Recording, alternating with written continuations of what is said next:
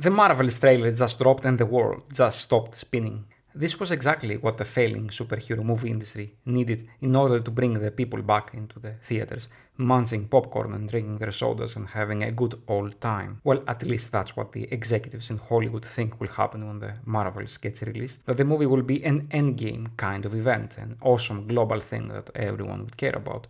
But here's the thing. No one cares about the Marvels, or Brie fucking Larson. She's an annoying, unlikable, pretentious narcissist, or for that matter, no one really cares about anything Marvel churns out these days. Honestly, I can't overstate how little people care about superhero movies these days. Whatever enthusiasm and interest there was burned itself out right after Endgame. There you had a series of movies that took a decade to complete, that told a well-rounded story from beginning to end, and when it was finished, it was done. They introduced a bad guy that killed half the universe, they chased him, killed him, done. Happy ending. No superhero story after that would ever feel satisfying and as engaging as the Endgame saga. Maybe if they had tried to scale back and tell smaller, more human interest-oriented stories, maybe that would do the trick, but that didn't happen. Marvel kept trying to make money out of the Endgame saga, but people weren't interested anymore. Every Marvel film and TV show that was released after Endgame was a colossal failure. Who can forget The Internals, or Shang-Chi, or Loki, or who fucking cares? There is so much shit, Marvel is drowning in it. And that's really the problem. By trying to keep the audience that you already have and make a few billion in the process by the new shows and movies, Marvel keeps making shitty, soulless content. And that brings us to the Marvels trailer. Here we have Brie Larson, aka Crazy Karen Eyes, teaming up with the other characters that no one asked or wanted to see on screen. We have Kamala Khan of the awful, unwatchable TV show Miss Marvel, and we have the non-character Monica Rambeau. Yeah, remember her from WandaVision, where after Wanda tortured and kept hostage an entire town, she gaslighted everyone into thinking Wanda was the good guy?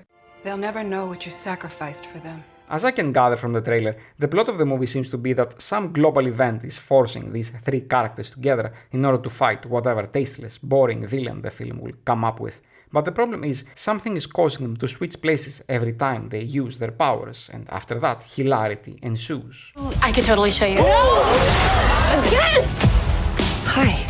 Where's our daughter? What the? You sure are in deep trouble if you're basing your film on the comedy talent of Brie Larson, someone that is so unlikable that even her Avengers co-stars want nothing to do with her. I did my stunts because I thought that that's what everyone did, and then... Tom Cruise over here? No, I want to be the first me, not the next Tom Cruise. Thank you very much. Well, you know. And so far, there have been tons of rumors of problems on set with her current co-stars. Test screenings of the film have been disastrous, and the premiere has already been postponed once. That's probably why Brie Larson spends so little time in the trailer. The Marvels were supposed to be the sequel to the dreadful Captain Marvel, but after the complete failure of that movie, it had to be postponed again and again until they rewrote it, bringing Kamala Khan and Monica Rambeau, most likely sidelining Brie Larson's character, and making the whole film into an assembly piece. On paper, that's a good idea. You have an actress that she keeps embarrassing herself in public and in interviews, so it makes sense if she had as little screen time as possible.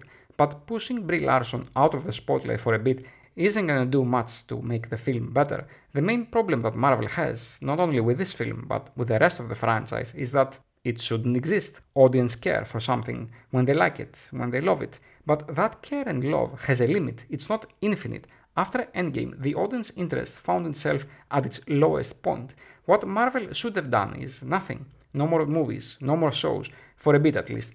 Interest on something, a series of movies or TV shows, is a finite thing. You release a movie every couple of years, people talk about it, they speculate, the interest remains high, you start releasing it sooner, every year or every 3 or 4 months. Interest plummets, you saturate the market and the audience doesn't give two fucks about it.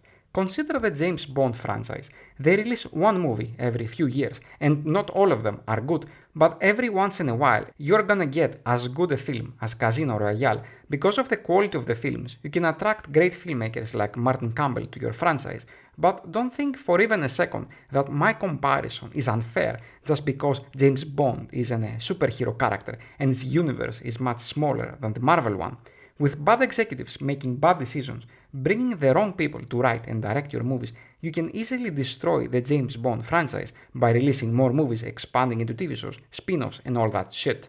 Very soon, it would easily become like a typical Marvel movie, a soulless uniform content that cares more about politics and churning similar shitty movies and TV shows than giving us actual good stories that we can care and engage and fall in love with. But with Marvel, that's not going to happen. They'll just keep releasing one shitty movie after the other until the money runs dry. Then they will do what they do best. They'll gaslight you, they'll gaslight their audience and tell them it's their fault. Then they'll just reboot the whole franchise and will keep making the same mistakes twice. Because artistic integrity and quality of stories and characters are secondary. Only one thing matters to them: content and the money it will bring. And that's your modern movie superhero industry these days.